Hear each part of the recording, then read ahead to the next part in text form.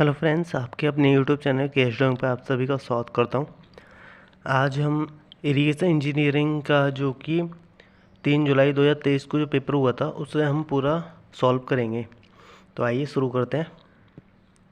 तो ये आपका इंग्लिश में है जो पेपर है, आप देख सकते हैं यहाँ पे, और ये आपका हिंदी वाला है।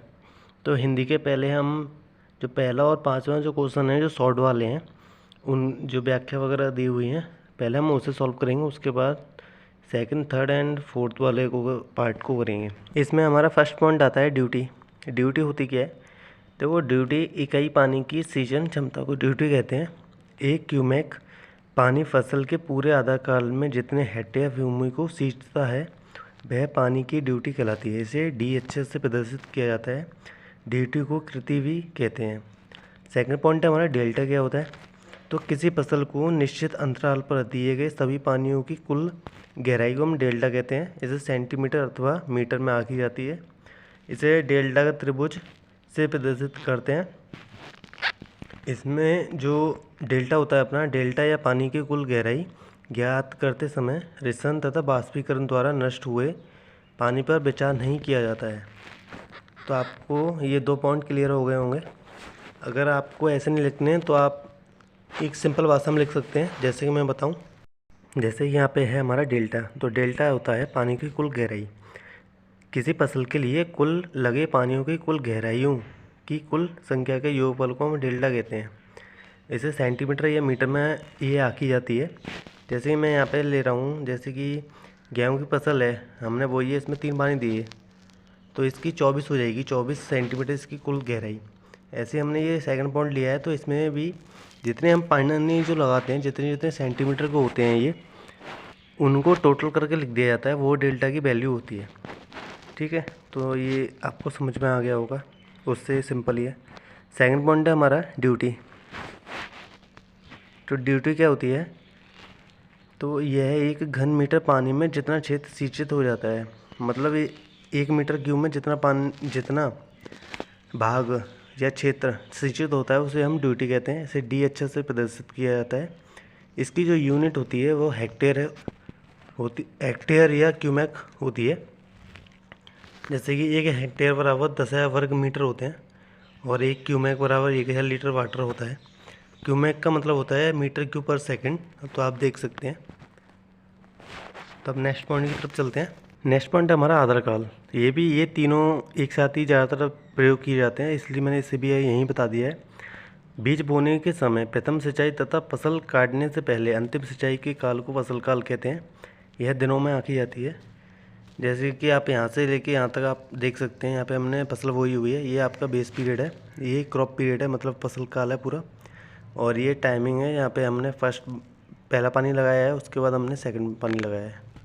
ठीक है, हम आगे चलते हैं नेक्स्ट पॉइंट की तरफ। तो हमारा आता है फसल अनुपात, यानी क्रॉप्स रेशियो क्या होता है? तो खरीफ फसल को रबी की फसल की तुलना में 2-3 गुना अधिक पानी की आवश्यकता होती है। रबी फसल के दौरान सिंचित क्षेत्र और खरीफ फसल के दौरान सिंचित क्षेत्र के अनुपात को फसल अनुपात कहते हैं। ठीक है, तो फसल अनुपात बराबर होता है हमारा रबी फसल का सिंचित क्षेत्रफल अपॉन खरीफ फसल का सिंचित क्षेत्रफल। तो आपके यहाँ तक आपके 3 पॉइंट कंप्लीट हो गए हैं। तो हम नेक्स्ट पॉइंट की तरफ चलते हैं। तो हमारा नेक्स्ट पॉइंट आता है प्रवाह सिंचाई। तो इसमें क्या होता है? जैसे कि प्रवाह सिंचाई को नहर सिंचाई भी कहते हैं। इस सिंचाई प्रणाली में पानी को किसी भी चरण पर ऊपर उठाया नहीं पड़ता है। पानी गुरुत्वाकर्षण से बहता हुआ खेतों में पहुंच जाता है। इस सिंचाई में जल स्रोत से, जो मुख्यतः नदी होती है, पानी नहर व गुलों द्वारा खेतों तक पहुंचाया जाता है। प्रवाह सिंचाई के लिए नहरों की तली को उपयुक्त अनुदैर्ध्य ढाल दी जाती है। जब पानी ऊंचे तल पर उपलब्ध है तथा खेतीय भूमि निचले स्तर पर है तो प्रवाह सिंचाई अपनाई जाती है। यह 3 प्रकार की होती है: बारहमासी सिंचाई, मौसमी सिंचाई एंड जलाशय सिंचाई। ये तो जैसे नाम से ही इस पर आपको समझ में ही आ रहे होंगे। बारहमासी सिंचाई यानी पूरे 12 महीने तक की जाती है। मौसमी यानी मौसम के अनुसार सिंचाई की जाती है। एंड जलाशय सिंचाई मतलब कहीं पॉन्ड वगैरह में, तालाब वगैरह है आपका, वहाँ से लेके करते हैं। तो हम नेक्स्ट पॉइंट की तरफ चलते हैं। हाँ, तो पहले मैं आपको ये बता दूँ, प्रवाह जैसे पानी हमेशा अप स्ट्रीम से डाउन स्ट्रीम तरफ बहता है, आपको भी पता है। तो हम नेक्स्ट पॉइंट की तरफ चलते हैं। तो हमारा आता है कोन ऑफ डिप्रेशन और ड्रॉ डाउन कर्व, यानी अवनमन शंकु या अपकर्षण वक्र, जो आपका पेपर में दिया हुआ है अवसाद का शंकु ऐसे कुछ दे दिया गया है। तो ऐसे देखते हैं। रिसन क्षेत्र के प्रभाव वृत्त की परिधि से कुएं के जलतल तक जो एक उल्टा शंकु बन जाता है उसको अवनमन शंकु या अपकर्ष वक्र कहते हैं। अवनमन शंकु का आधार सामान्यतः भौम जल स्तर पर होता है तथा इसका शीर्ष कुएं का नीचे उतरा हुआ जल तल होता है।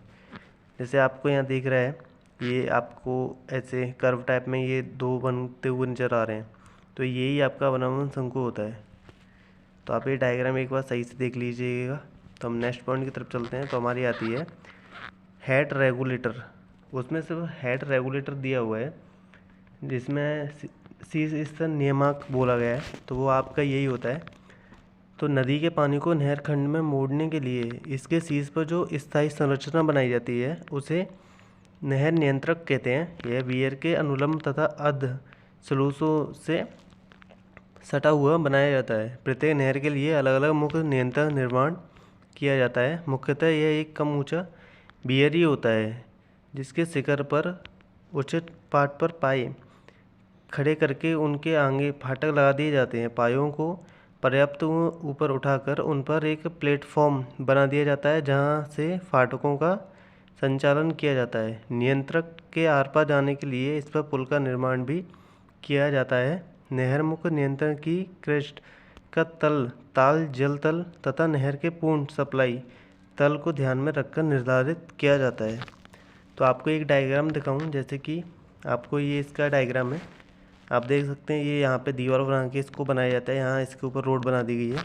यहाँ फाटक टाइप इसके अंदर होता है, तो आप देख लीजिएगा ऐसे इसका डायग्राम बनेगा जिसमें पानी का वेग भी थोड़ा सा कम रहता है, तो उसके अनुसार धीमे से खोल के पानी को निकाला जाता है।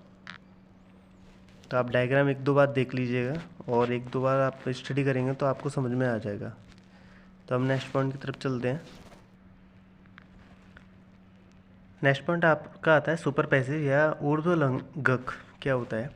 तो जब नहर को मार्ग में पड़ने वाली नदी नाले के नीचे से निकालना जाता है तो उसे ऊर्ध्वलंघक कहते हैं। ऊर्ध्वलंघक में नहर तथा नाले के तलों को सामान्य बनाया जाता है। ऊर्ध्वलंघक का निर्माण जल सेतु की भांति ही किया जाता है, परंतु अंतर केवल इतना ही है कि नहर के स्थान पर ऊपर से नदी नाले को पार किया जाता है। नदी नाले को अपने सामान्य खंड में बहने दिया जाता है, परंतु नहर खंड के यूएस व डीएस यानी कि अपर स्ट्रीम एंड डाउन स्ट्रीम स्रोत पर फ्लूमिंग कर दी जाती है। फ्लूमिंग करने से पानी की गति बढ़ जाती है और नहर तल पर सिल्ट एकत्रित नहीं होते हैं।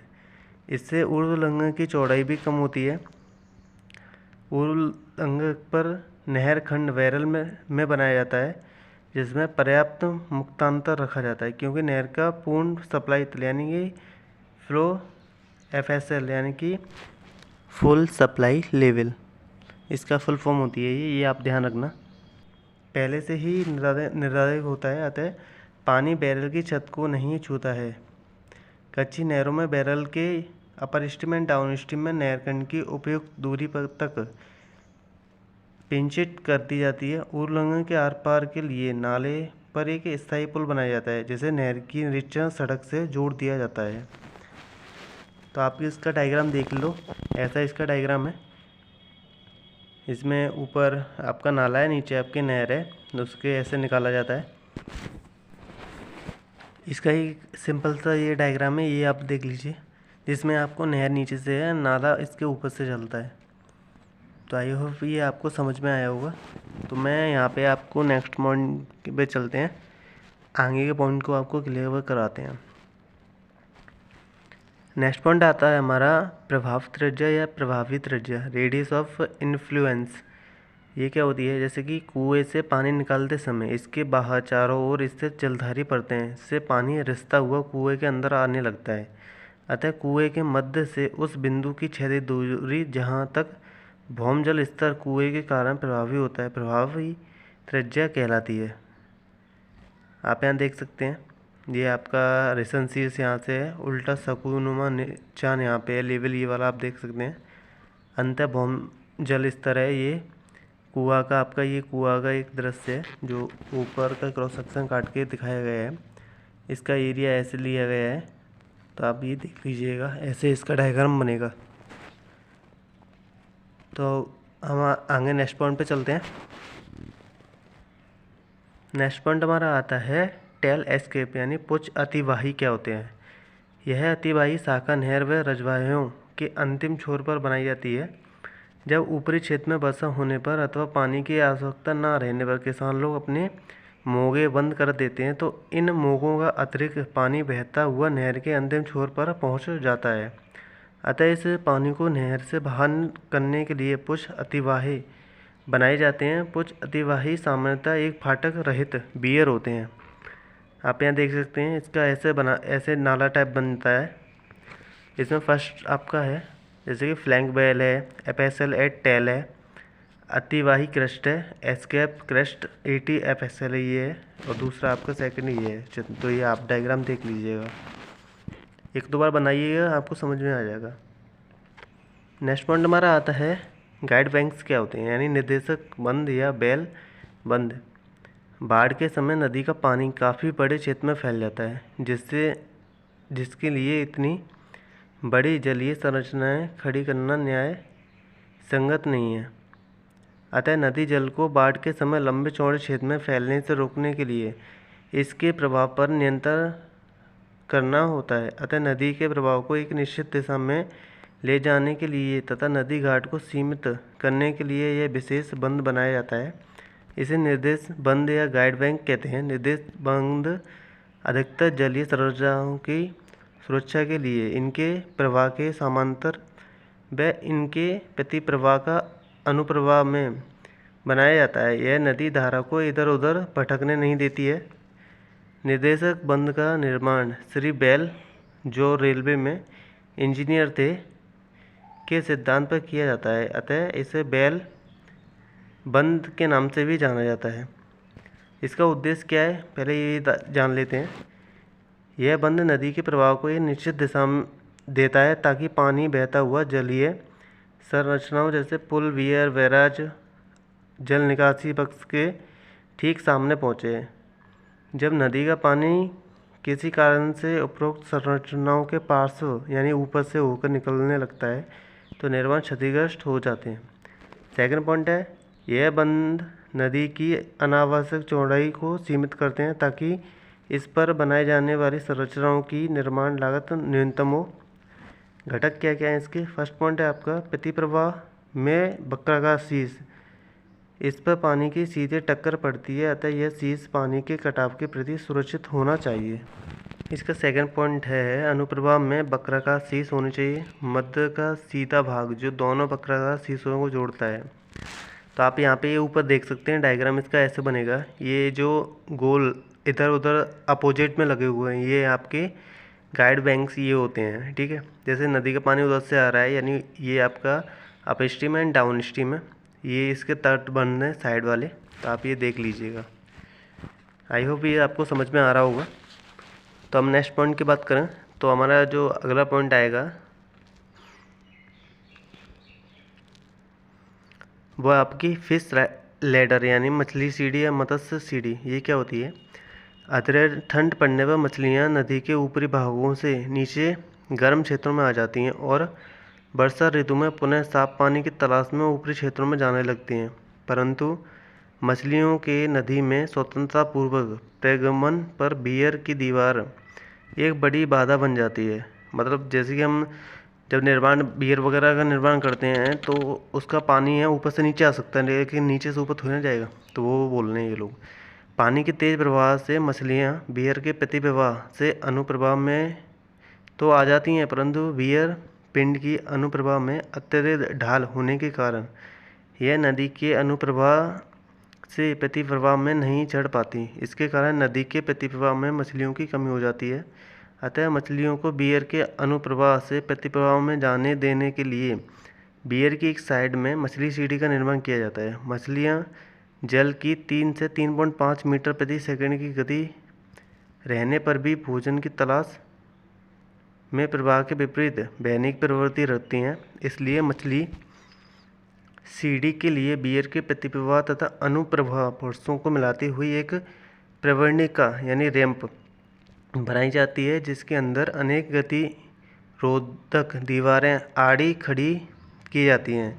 इन दीवारों के सिरों पर असम्मुखी छिद्र बने होते हैं, जिनमें से पानी घूमकर नदी के अनुप्रवाह में जाता रहता है। क्योंकि ढालू नाली में अवरोधकों के कारण पानी की गति बहुत कम हो जाती है, अतः मछलियों को अनुप्रवाह से प्रतिप्रवाह में जाने में कोई कठिनाई नहीं होती है। मछली सीधी सामान्यतः विभाजक दीवार से सटी हुई बनाई जाती है, क्योंकि नदी के इस भाग में पानी बराबर उपलब्ध रहता है।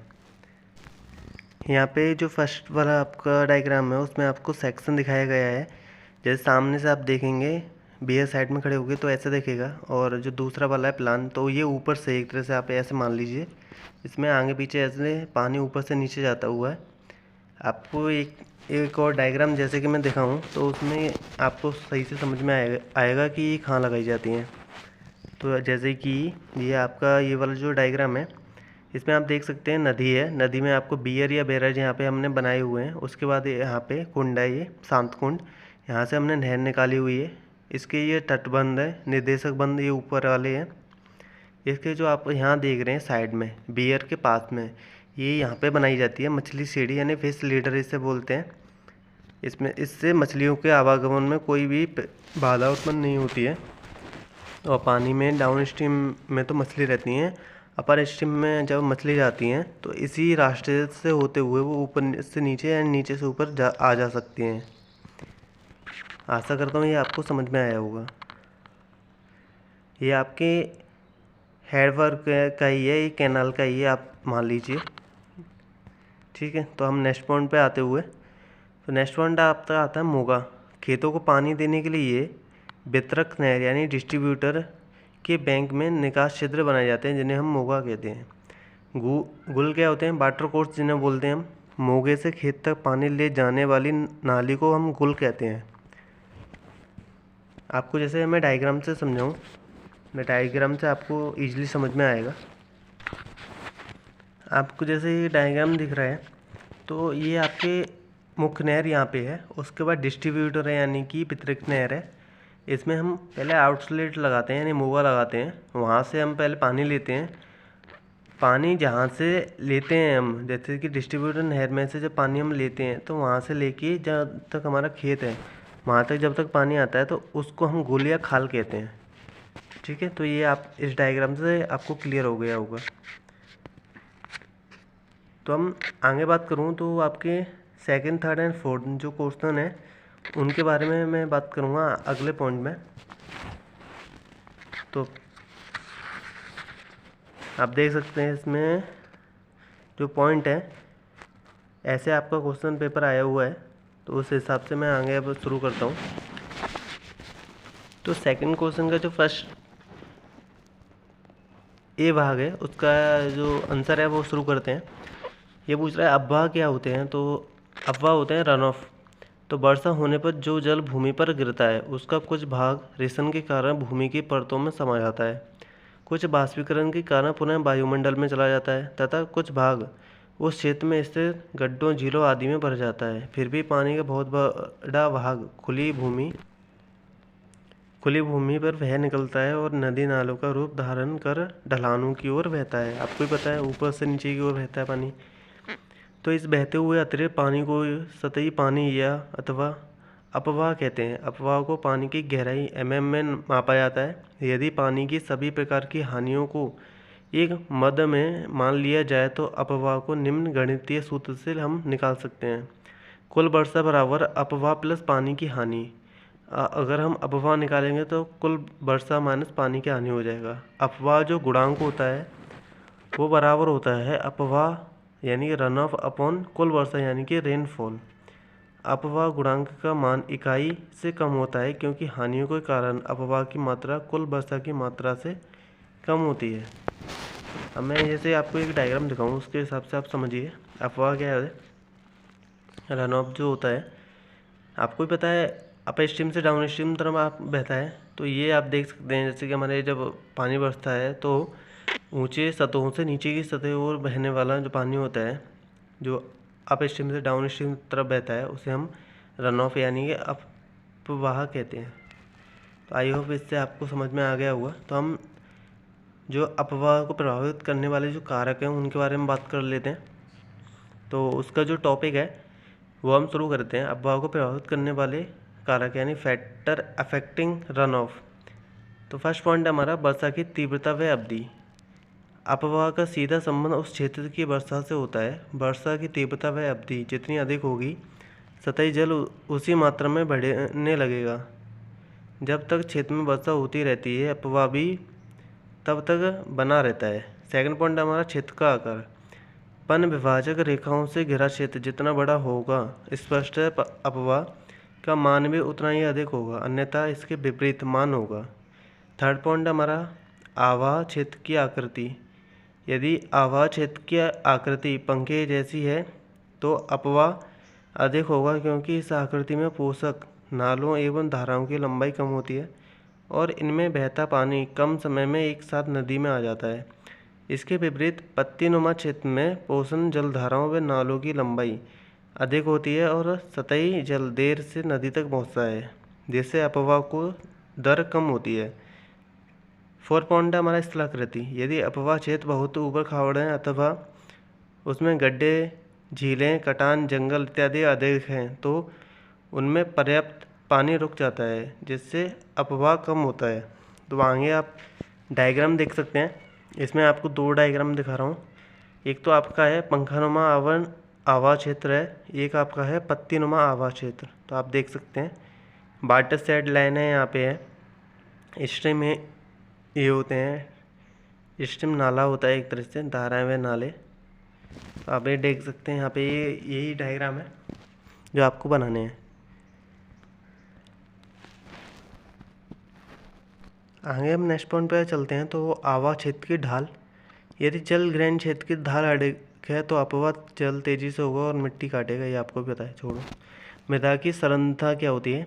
यदि जल ग्रहण क्षेत्र की मृदा की सघनता अधिक है तो वर्षा का पानी अधिक मात्रा में भूमि में रिस जाएगा। रेतीले क्षेत्र में अधिक वर्षा होने पर भी अपवाह कम होता है।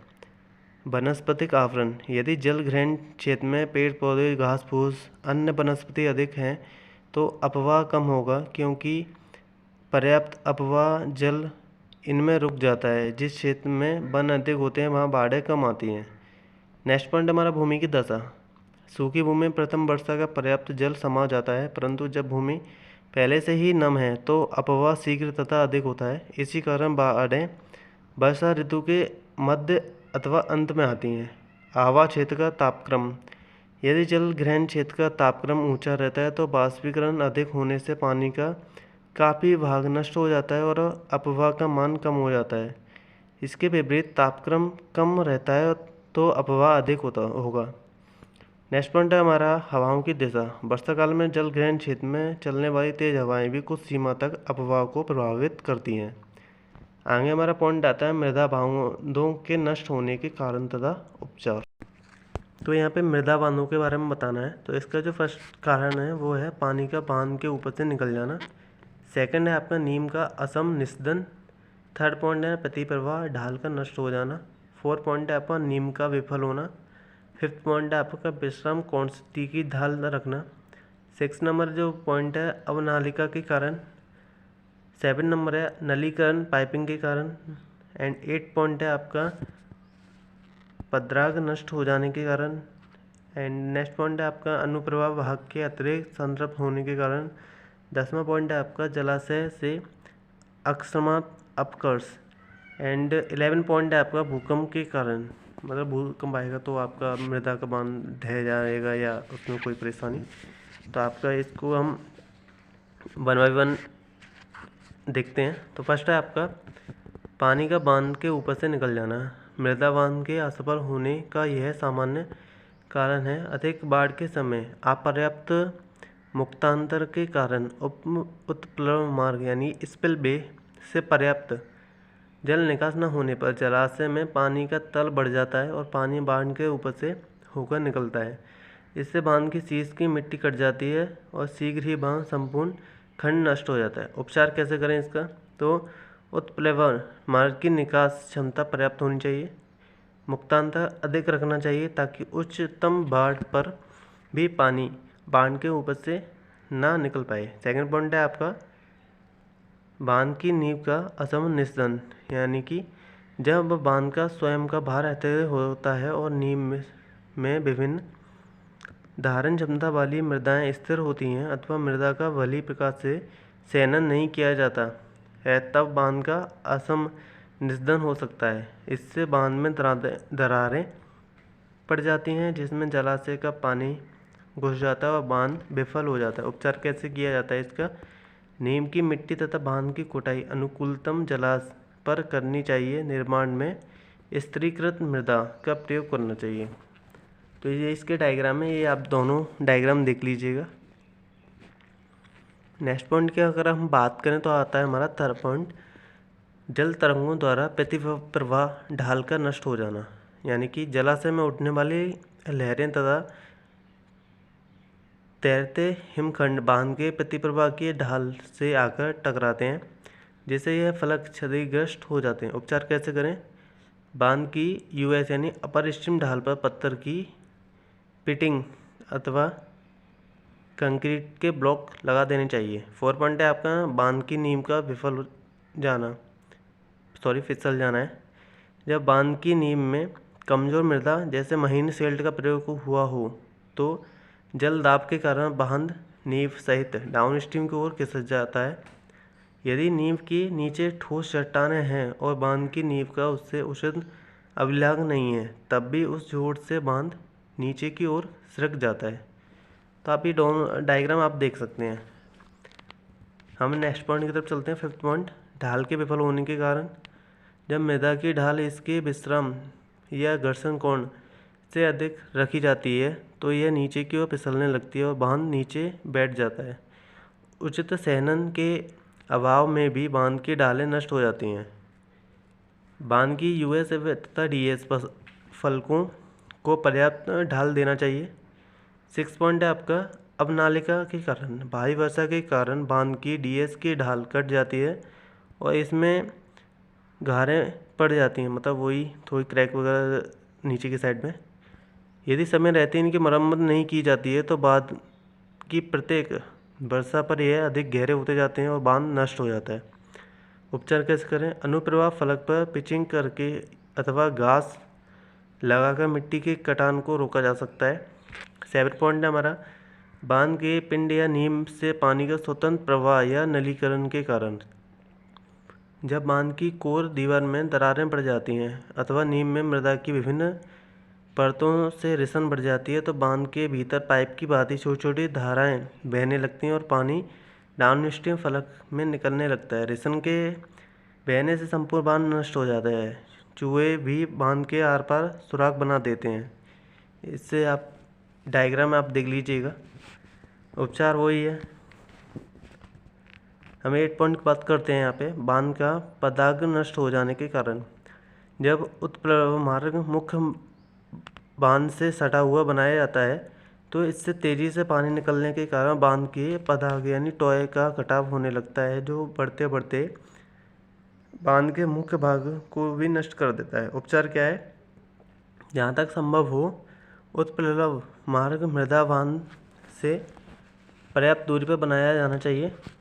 9 पॉइंट आपका अनुप्रवाह भाग के अतिरिक्त संतृप्त होने के कारण। मृदा बांधों में रिसन रेखा से नीचे का भाग पानी के संतृप्त रहता है।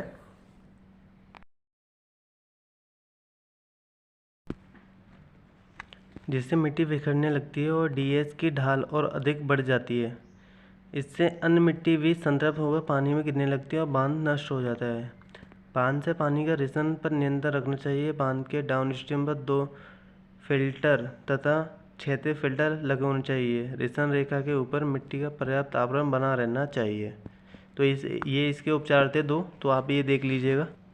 10 नंबर हमारा पॉइंट है जलाशय में अकस्मात अपकर्ष के कारण। जब जलाशय में पानी का तल अकस्मात काफ़ी नीचे गिर जाता है तो बांध की प्रतिप्रवाह फलक पर जलीय दाब तो हट जाता है, परंतु ढाल की मृदा में पानी भरा रहता है। इसके कारण ढाल की मृदा नीचे की तरफ फिसल जाती है। उपचार क्या है? प्रति प्रवाह पर अधिक ढाल रखनी चाहिए तथा इस पर पत्थर की पिचिंग कर देनी चाहिए। पिचिंग के नीचे बजरी की परत का फिल्टर देना चाहिए, जैसे ये आपको दिख रहा है बजरी का यहाँ पे स्लिप है।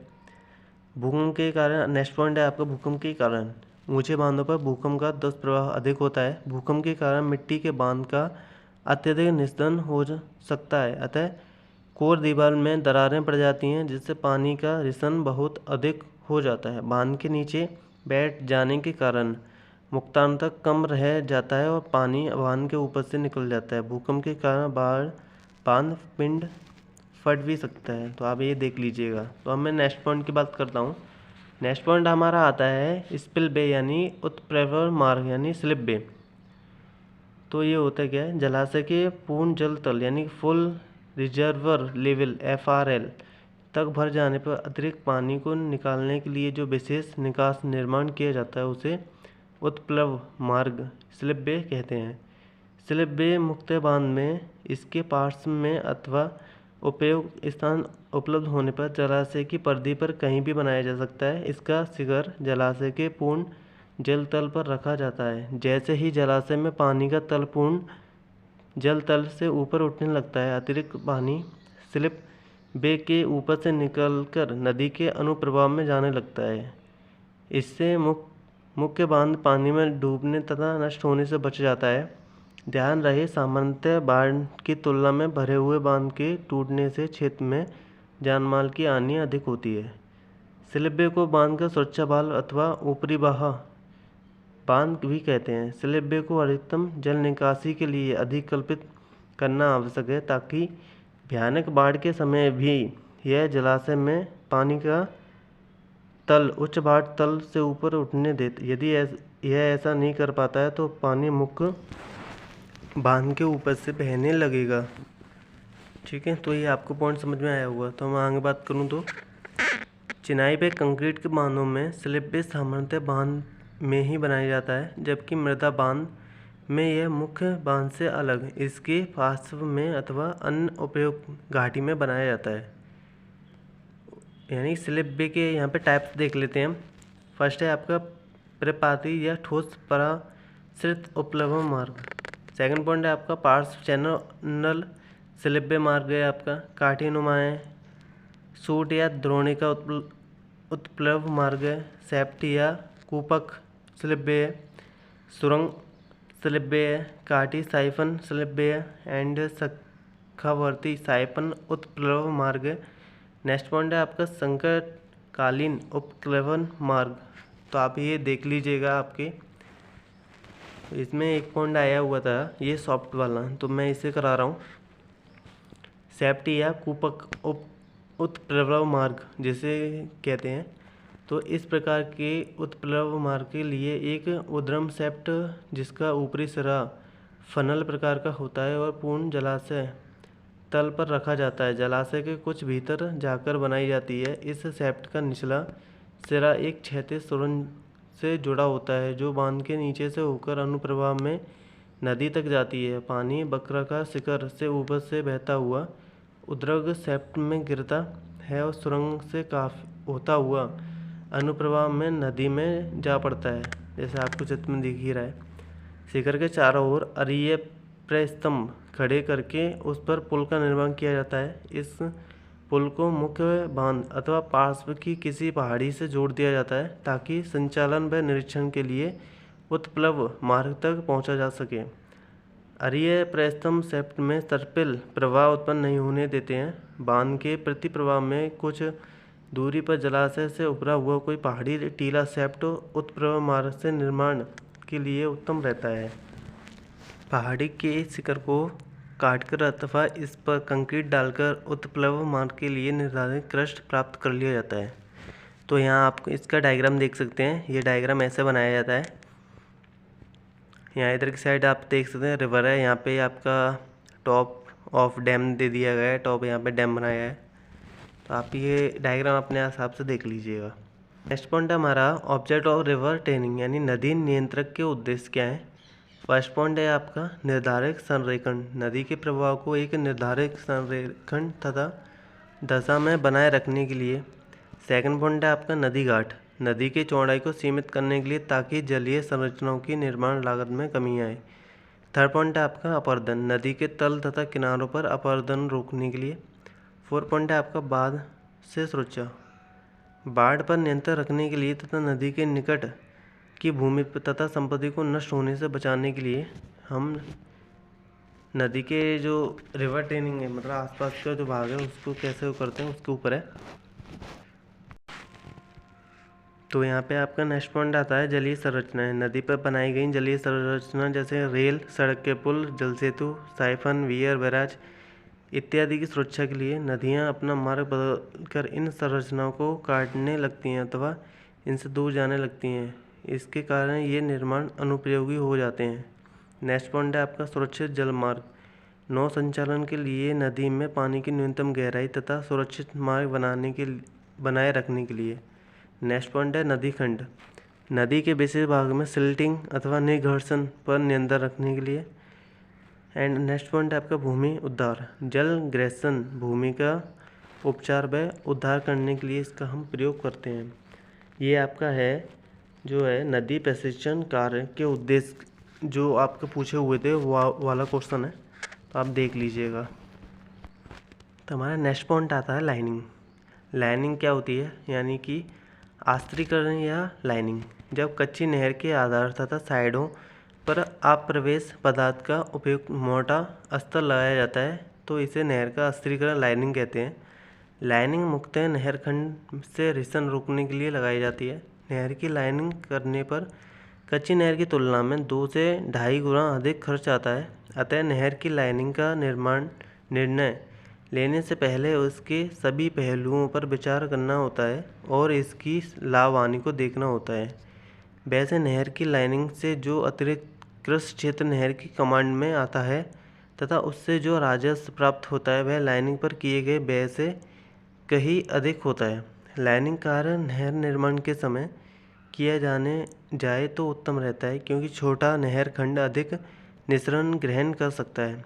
आवश्यक होने पर तथा जल ग्रेसनता से पीड़ित क्षेत्र को राहत पहुंचाने के लिए यह कार्य पुरानी नहरों पर भी किया जाता है। आई होप ये आपको समझ में आया होगा। आगे जो हमारा पॉइंट आया हुआ था कि लाइन के लाभ और हानि क्या क्या होते हैं, तो लाभ में हम लिखेंगे फर्स्ट पॉइंट रिसन पर नियंत्रण। लाइनिंग करने से हम रिसन तथा वाष्पन के कारण नहर का 40% तक पानी व्यर्थ चला जाता है। लाइनिंग करने पर नहर से रिसन को रोका जा सकता है और इससे पानी से अतिरिक्त क्षेत्रों की सिंचाई की जा सकती है। सेकंड पॉइंट है आपका जलग्रस्तता से बचाव।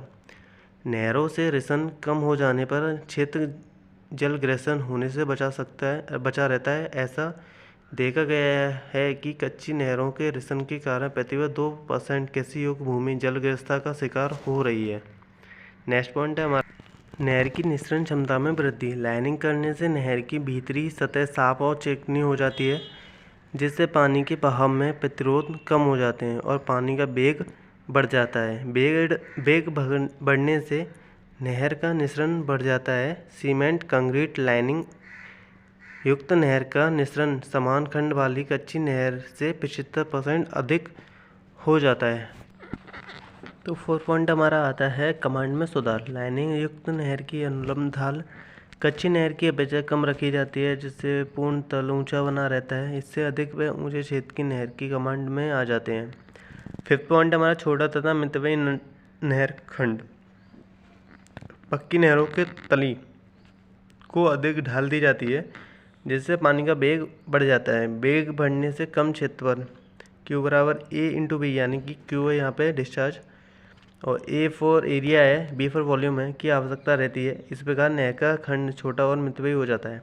नहर खंड के लिए कम चौड़ी पट्टी की आवश्यकता पड़ती है और पारगामी जल निकास निर्माण के खर्च में कमी आती है। 6 पॉइंट है आपका नहर धारिता का समान बने रहना। पक्की नहरों में पानी की गति अधिक होने से तथा भीतरी सतह के समतल व चिकना होने के कारण नहर खंड में सिल्ट एकत्रित नहीं हो पाते हैं, अतः नहर की धारिता में कमी नहीं होने पाती है। नेक्स्ट पॉइंट आपका नहर खंड का दृढ़ होना। लाइनिंग करने से नहर खंड दृढ़, स्थायी व चिरायु बन जाती है। इसके कारण कटने व टूटने की संभावना कम हो जाती है। कच्ची नहर के बैंक में चूहे तथा अन्य जीव जंतु आर पार बिल या छिद्र बना लेते हैं, जिससे अधिक रिसन होकर नहर टूट जाती है। परंतु आस्तीकृत नहरें इस प्रकार की क्षति से सुरक्षित रहती हैं। अनुरक्षण व्यय में कमी। कच्ची नहरों की तुलना में आस्तीकृत नहरों का अनुरक्षण व्यय लगभग 1/4 रह जाता है, क्योंकि इन पर सिल्टिंग नहीं होती है। बी पॉइंट आपका नहर के अंदर खरपतवार नहीं हो पाते हैं, नहर में कटाव नहीं पड़ते हैं। नेक्स्ट पॉइंट है पानी की चोरी पर नियंत्रण। कच्ची नहरों तथा रजबाओं में प्राय अनाधिकृत कटाव करके चालक जमींदार सिंचाई जल की चोरी कर लेते हैं। नहर के पक्का कर देने से यह संभव नहीं हो पाता है। नेक्स्ट पॉइंट है आपका पूर्ण क्षमता शीघ्र प्राप्त करना। आस्तीकृत नहरें निर्माण के पश्चात अपनी पूर्ण क्षमता शीघ्र प्राप्त कर लेती हैं और पानी की पूर्ण सप्लाई तल तक छोड़ा जा सकता है, जबकि कच्ची नहरें अपने बर्म स्थिर करने में तथा रिजिम में आने में काफ़ी समय लेती हैं। नेक्स्ट पॉइंट है आपका जल विद्युत उत्पादन के लिए अधिक शीर्ष। हाइडल नहरें आस्तीकृत करने पर न्यूनतम अनुलंब ढाल देकर बनाई जाती हैं, जिससे टरबाइनों पर अधिक जल शीर्ष उपलब्ध हो जाता है। नेक्स्ट पॉइंट है आपका पानी का मितव्ययी संचारण एवं वितरण।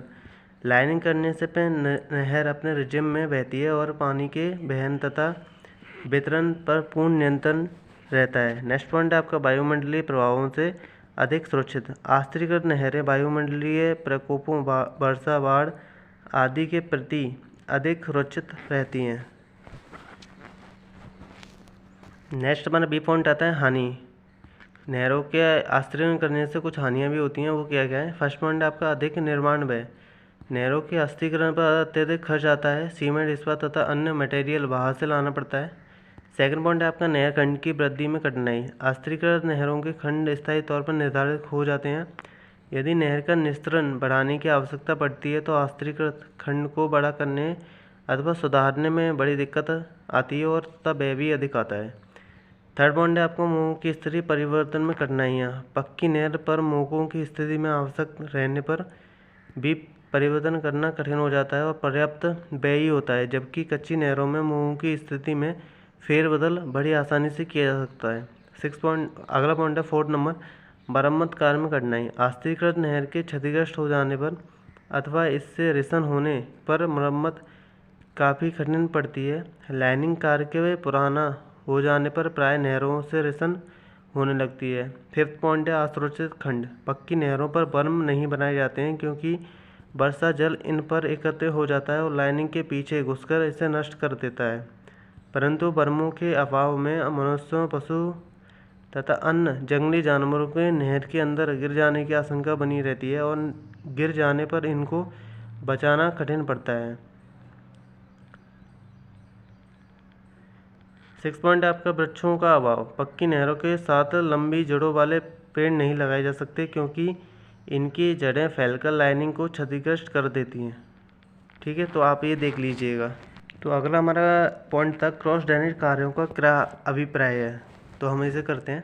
क्रॉस ड्रेनेज वर्क क्या होते हैं। सामान्यतः जिस स्थान पर कोई नदी नाला नहर को काटता है वही पारगामी जल निकासी कार्य का निर्माण किया जाता है। अनावश्यक रूप से नदी नाले के संरेखन से छेड़छाड़ करना बुद्धिमत्ता नहीं है। नदी नाले का प्राकृतिक मार्ग बदल देने से निकट की मूल्यवान भूमि तथा संपत्ति प्रभावित होती है और निर्माण व्यय भी अधिक आता है। फिर भी पारगामी जल निकास कार्यों के लिए स्थल चयन करते समय निम्नलिखित बातें ध्यान में रखनी चाहिए। नंबर फर्स्ट है क्रॉसिंग स्थल पर उपयुक्त नींव उपलब्ध होनी चाहिए ताकि जलीय संरचना सुरक्षित रहें।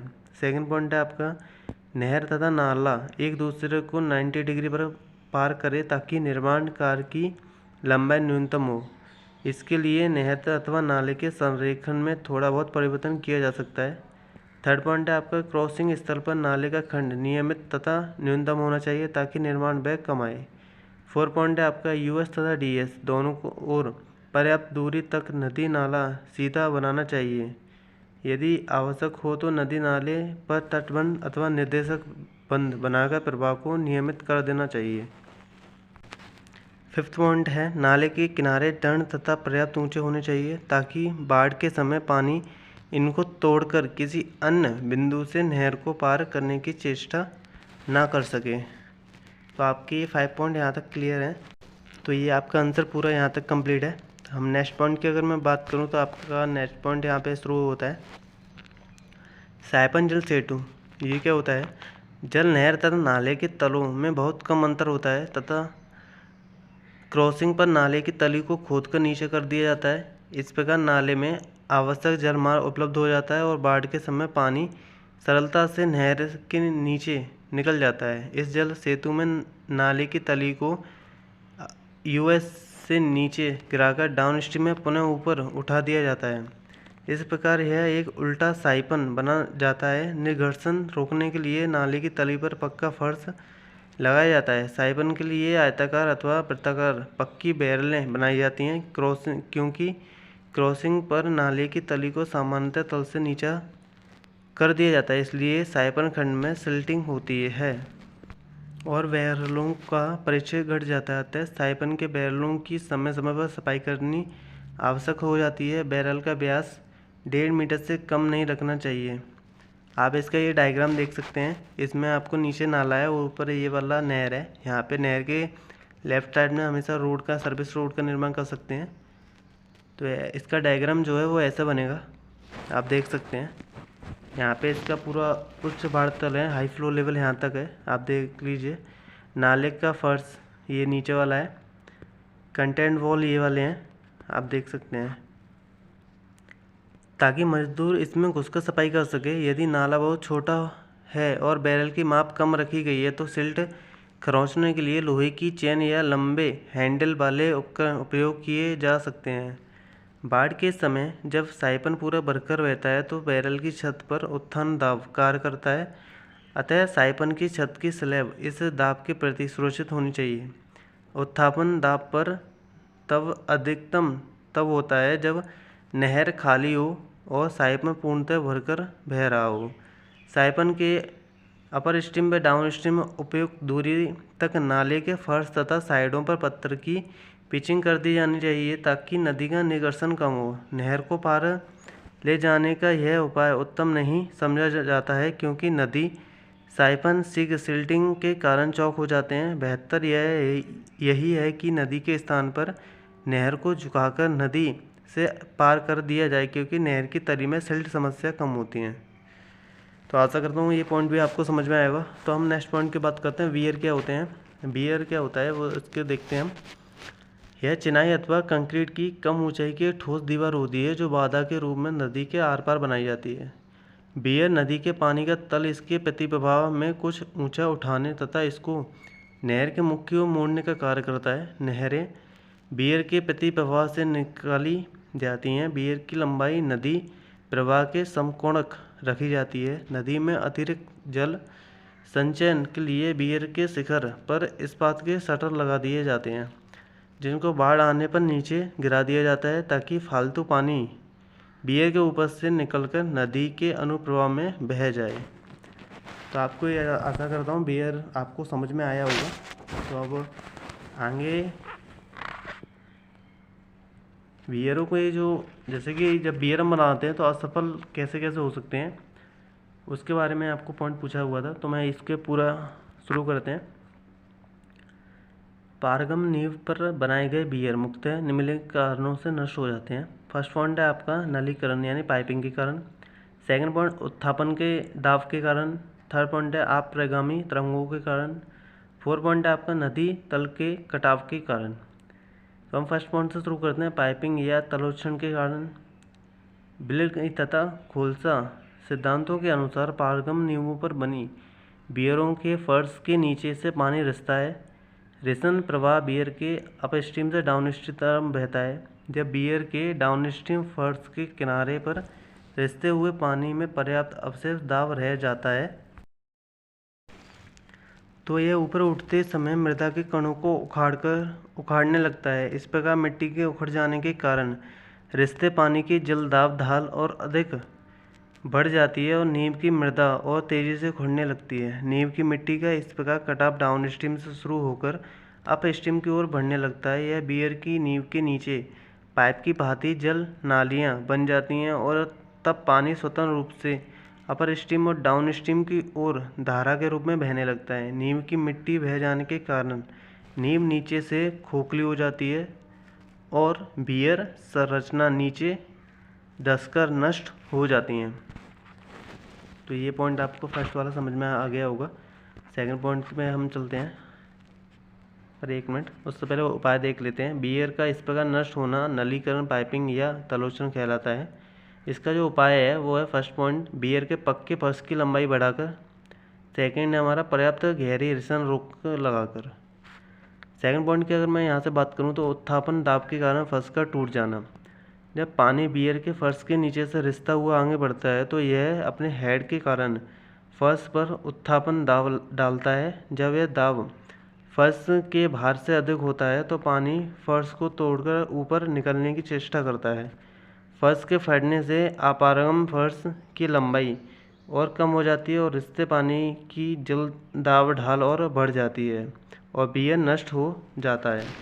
बियर के प्रतिप्रवाह में क्योंकि सतह पानी भरा रहता है, इस पानी का भार रेशन पानी के उत्थापन दाब को निष्क्रिय कर देता है। इसलिए अपर स्ट्रीम फर्श प्राय टूटने से सुरक्षित रहता है, परंतु अनुप्रवाह में पानी न होने के कारण जब उत्थापन दाब का मान फर्श के भार से बढ़ जाता है तो फर्श फट जाता है। इसका उपाय के नंबर फर्स्ट है, अपर स्ट्रीम फर्श के नीचे सीट पाइप लगा देने से बियर के डाउन स्ट्रीम पर उत्थापन दाब कम हो जाता है। ठीक है, तो हम सेकंड पॉइंट देखते हैं। तो दूसरे का सेकंड पॉइंट है अपारगम फर्श की मोटाई बढ़ाकर। थर्ड पॉइंट है अपर स्ट्रीम अपारगम फर्श की लंबाई बढ़ा देने से रिसन पथ की लंबाई बढ़ जाती है, जिससे डाउन स्ट्रीम फर्श पर उत्थापन दाब घट जाता है। थर्ड पॉइंट है आपका अप्रगामी तरंगों के कारण उत्पन्न रिक्तता से फर्श का टूट जाना। बियर के डाउन स्ट्रीम फर्श पर अप्रगामी तरंगों के जलोच्छाल के कारण फर्श पर रिक्तता उत्पन्न हो जाती है, जिससे फर्श टूट जाता है। उपाय क्या है, बियर के डाउन स्ट्रीम में अधिक मोटाई का फर्श डालना चाहिए। 4 पॉइंट हमारा बियर के अपर स्ट्रीम तथा डाउन स्ट्रीम पर नदी का तल कट जाना। बियर की निर्माण लागत कम करने के लिए स्थल पर नदी का खंड संकुचित कर दिया जाता है, जिसके कारण नदी के अपर स्ट्रीम तथा डाउन स्ट्रीम में पानी की गति बढ़ जाती है और नदी की तली में कटाव होने लगता है, जिसके बड़ा हो जाने पर मुक्त संरचना की नींव क्षतिग्रस्त हो जाती है। तो आई होप ये आपको समझ में आ गया होगा। उपाय इसका क्या क्या है। फर्स्ट पॉइंट है बियर के अपर स्ट्रीम तथा डाउन स्ट्रीम के पक्के फर्श के सिरों पर पर्याप्त गहरी कट ऑफ लगा देनी चाहिए, जिसकी गहराई संभावित निघर्षण से अधिक होनी चाहिए। सेकंड पॉइंट है आपका अपर स्ट्रीम तथा डाउन स्ट्रीम पक्के फर्श के आगे उचित चौड़ाई में लॉन्चित अंचल लगा देने से कटाव रुक जाता है, जिससे इसके लिए पत्थर के भाटों को मोटी तारों के जाल में भरकर नदी तल पर डाल दिया जाता है। तली की मृदा का कटाव होने पर ये पत्थर नीचे को खिसक जाते हैं, इससे कटाव रुक जाता है। पत्थरों के नीचे खिसक जाने पर इसके ऊपर अतिरिक्त पत्थर भर दिए जाते हैं। तो ये आपका यहाँ तक समझ में आ गया होगा। तो ये यहाँ पे आपके इरिगेशन इंजीनियरिंग का जो 2023 में जो पेपर हुआ है 3 जुलाई को, वो मैंने आपको पूरा कराया है। अगर आपको ये अच्छा लगा हो तो लाइक, शेयर एंड सब्सक्राइब करें। अगर आपको कोई भी डाउट है तो आप कमेंट कर सकते हैं। हमारी वीडियो देखने के लिए धन्यवाद एंड थैंक यू।